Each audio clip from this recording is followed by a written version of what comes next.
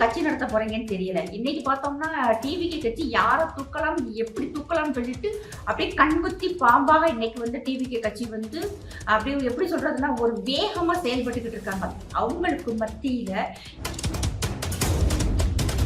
யாருமே இல்லாத கடையில யாருக்குப்பா டீ ஆத்துறங்கிற மாதிரி தொண்டர்கள் வெளியே போறாங்க, உறுப்பினர்கள் வெளியே போறாங்க. முக்கியமான உறுப்பினர்கள், முக்கியமான எம்எல்ஏக்கள், மினிஸ்டர்ஸ் முதல் கொண்டு வந்து இங்க வேண்டாம் அப்படின்ட்டு வெளியே போறாங்கன்னா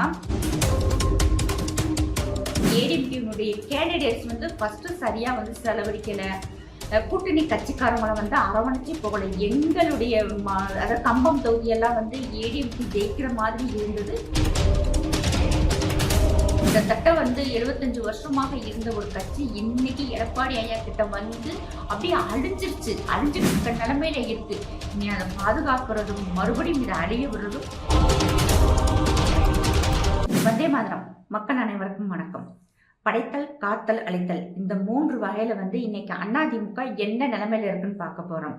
எம்ஜிஆர் ஐயா அவர்கள் பார்த்தோம்னா அந்த கட்சியை வந்து உருவாக்கினாரு.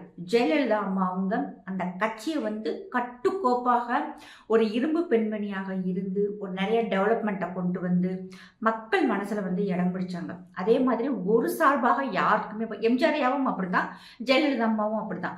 2 பேருமே பார்த்தோம்னா எல்லா மக்களுக்குமான தலைவராக இருந்தாங்க. ஜெயலலிதா அம்மா இருந்த போது பார்த்தோம்னா பெண்களுக்கு நிறைய நல்ல திட்டங்களை கொண்டு வந்தாங்க. அதாவது இன்னைக்கு பார்த்தோம்னா சிறுபான்மையினருக்குன்னு சொல்லி அவங்க எந்த ஒரு பாரபட்சம் பார்க்காம அனைத்து மக்களுக்குமான ஒரு தலைவியாகவே இருந்தாங்க. அதுக்கு பிறகு அவங்களுடைய இறப்புக்கு பிறகு ஓபிஎஸ் ஐயா அண்ட் இபிஎஸ் ஐயா இருந்தாங்க. இபிஎஸ் ஐயா கையில வந்து இந்த கட்சி வந்ததுக்கு பிறகு உண்மையிலே பார்த்தோம்னா பின்னோக்கி தான் போயிருக்கு. அவருடைய ஆட்சி உண்மையிலே நல்லா தான் இருந்துச்சு, நம்ம எந்த குறையுமே சொல்ல முடியாது. ஆனா நாள் ஆக ஆக பார்த்தோம்னா அதாவது வந்து பின்னோக்கி தான் போயிருக்கு. எப்படின்னு சொல்லி பார்த்தோம்னா யாரையுமே வந்து அவரை அரவணைச்சு போகல. எல்லாரும் வந்து ஒரு வித்தியாசமா சொல்லிக்கிட்டு இருக்காங்க. அதுல எல்லாம் வந்து நிறைய மக்களுக்கு வந்து உடன்பாடு இல்லை. ஏன்னா ஜெயலலிதா அம்மா வந்து எப்படி வந்து கட்டுக்கோப்பா கொண்டு போனாங்க, எல்லாரையும் அரவணைச்சு போனாங்க. அந்த மாதிரி வந்து இபிஎஸ் ஐயா வந்து இல்லை. ஓபிஎஸ் அவர்கள் வெளியேறினதாகட்டும், டிடிவி தினகரன் அண்ட் சசிகலா இவங்களை மட்டும் இல்ல மற்ற கூட்டணி கட்சிகள் கூடயுமே வந்து ஒரு ஒருங்கிணைந்து செயல்படவே இல்லை.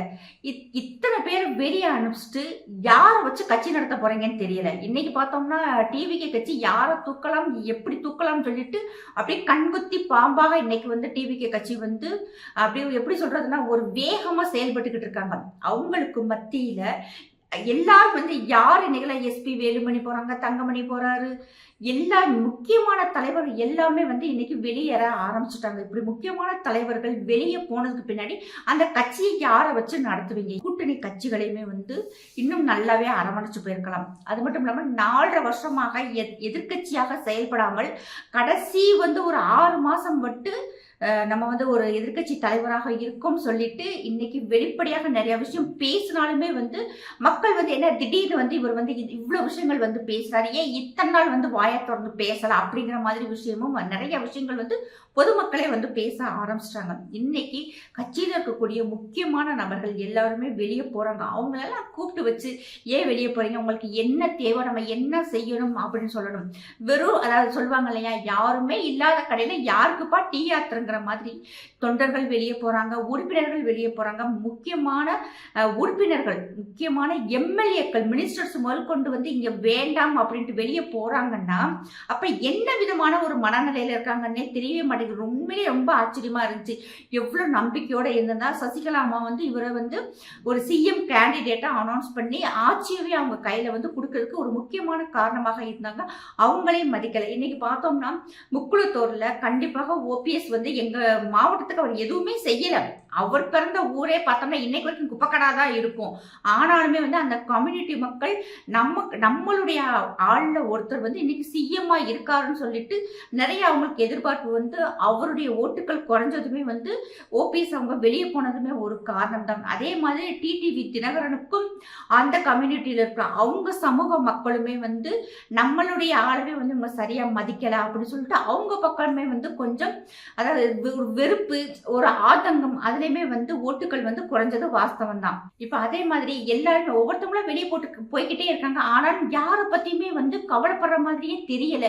ஏன் நம்ம தோத்தோம் அதுக்குண்டான என்ன காரணங்கள்னு சொல்லிட்டு மக்கள்கிட்ட வந்து கேட்கணும், தொண்டர்கள்ட்ட வந்து கேட்கணும்.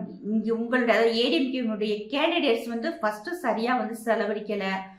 கூட்டணி கட்சிக்காரங்களை வந்து அரவணைச்சு போகல. எங்களுடைய அதாவது கம்பம் தொகுதியெல்லாம் வந்து ஏடிஎம்கே ஜெயிக்கிற மாதிரி இருந்தது. ஆனா கண்டிப்பாக வந்து ஜக்கையன் அவர்கள் சரியாவே வேலையே பார்க்கல. அதனாலதான் இந்த தடவை வந்து டிவிகே கட்சி வந்து எங்க இதுல வந்து ஜெயிச்சிச்சு. டிவிகே அவர் வந்து ஒரு ஜாதி கட்சியை சார்ந்தவராக இருந்தாலுமே வந்து அவங்க கம்யூனிட்டி அளவு வந்து ரொம்பவும் கம்மி.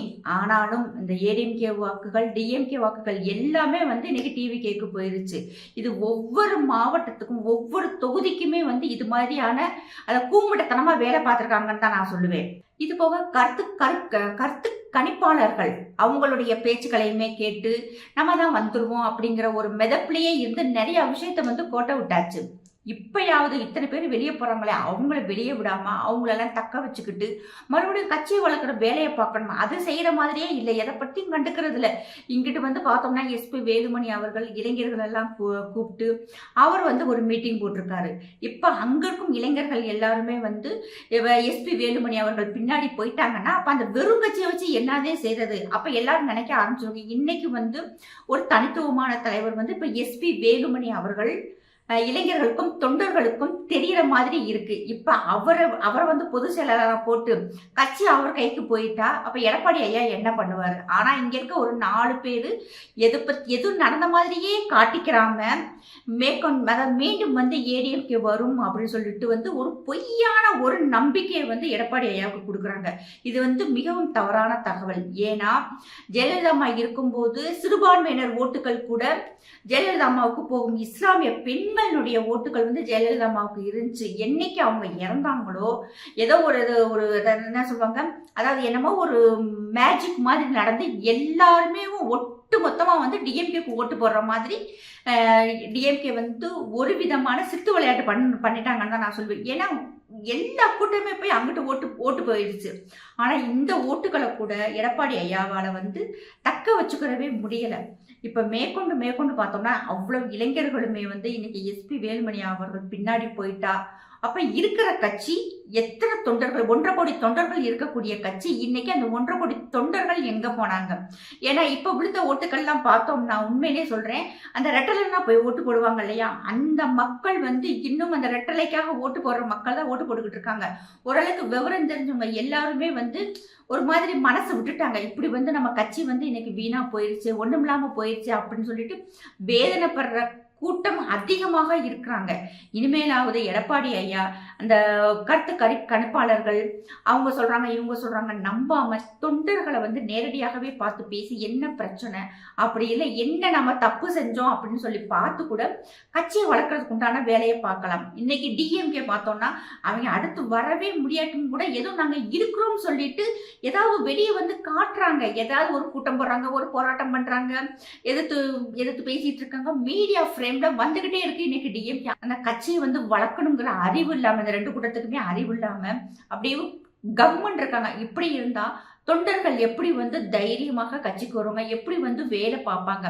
இனிமேலாவது எடப்பாடி ஐயா வந்து யோசிக்கணும். யோசிச்சு எல்லாரும் வெளியே போயிட்டாங்க. ஒன்னும் அத்தனை பேரையும் அரவணைச்சு உள்ள வர சொல்லி கட்சியை வந்து பலப்படுத்தி மக்கள்கிட்ட வந்து ஒரு நல்ல பேரை வாங்கணும். இல்லாட்டி எல்லா மக்களுமே இன்னைக்கு இருக்கிற சூழ்நிலைக்கு எடப்பாடி ஐயாவினுடைய செயல்பாடுகள் பிடிக்காம எஸ்பி வேலுமணி அவர்கள் பின்னாடி போறதுக்கு அதிகமான வாய்ப்புகள் இருக்கு. ஏன்னா அந்த மீட்டிங்குடைய அந்த ஃபுட்டேஜ் எல்லாம் பார்த்தோம்னா மேக்சிமம் நம்ம பார்க்கும்போதே நமக்கே தெரியுது நிறைய இளைஞர்கள் கூட்டம் அதுல இருக்கு. அதிகமான தொண்டர்கள் அந்த கூட்டத்துக்கு வந்து வந்திருக்கிறாங்க. அவர் வந்து ஒரு நல்ல ஸ்ட்ராங்கா இருக்கிற மாதிரி தான் எல்லா மக்களுக்குமே தெரியுது. அப்ப சரி நீ இவர் சரியில்லை அவர் பின்னாடி போலான்னு சொல்லி போயிட்டா அப்ப எடப்பாடி ஐயாவினுடைய நிலைமை என்ன ஆகும்? அதனாலதான் எம்ஜிஆர் ஐயா கட்சியை வந்து பாதுகாத்து உருவாக்கி அதை அவ்வளவு அழகா வந்து மக்களுக்கான கட்சி, ஏழை மக்களுக்கான கட்சின்னு சொல்லிட்டு மக்கள் மனசுல பதிய வச்சாரு. அதுக்கடுத்து ஜெயலலிதா அம்மா வந்து அந்த கட்சியை வந்து கட்டி காத்து கொண்டு வந்தாங்க. எத்தனை மினிஸ்டர்களையும் எப்படித்தான் அவங்க உண்மையிலேயே வந்து கட்டி காத்து வந்தாங்கன்னே தெரியாது. அவர் இறந்ததுக்கு பிறகுதான் இப்படியாப்பட்ட மினிஸ்டர்கள் எல்லாம் அவங்க வச்சு எப்படி வந்து கொண்டு வந்தாங்கன்னே மக்கள் எல்லாரும் ஆச்சரியப்பட்டாங்க. அப்படியாப்பட்ட ஒரு கட்சி கிட்டத்தட்ட வந்து 75 வருஷமாக இருந்த ஒரு கட்சி இன்னைக்கு எடப்பாடி ஐயா கிட்ட வந்து அப்படியே அழிஞ்சுக்கிட்டு இருக்க நிலைமையில இருக்கு. இனி அதை பாதுகாக்கிறதும் மறுபடியும் இதை அழிய விடுறதும் எடப்பாடி ஐயாவினுடைய கையில தான் இருக்கு. எதுக்கு இவ்வளவு வீம்பை கொஞ்சம் விட்டுட்டு எல்லா கட்சிக்காரங்களையும் ஒன்று சேர்ந்து தொண்டர்களை வெளியே விடாம பார்க்க வேண்டியதுதான் ரொம்ப முக்கியமான விஷயம். பார்ப்போம். ஜெய் ஹிந்த், ஜெய் பாரத்.